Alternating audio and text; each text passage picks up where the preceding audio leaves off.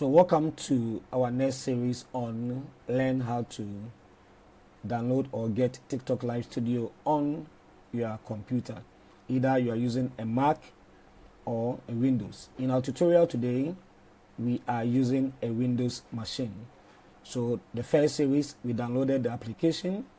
The second part, we installed it. And now we are going to learn how to log in to our account. So you come here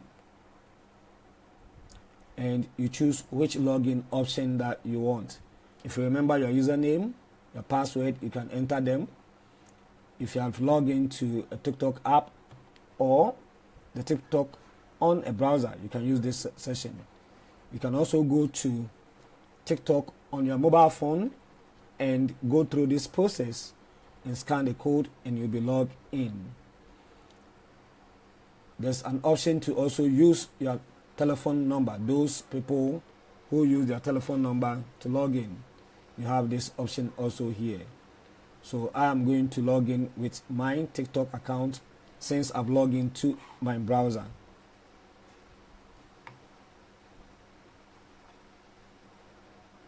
So it will ask me to continue with my account and I will click continue.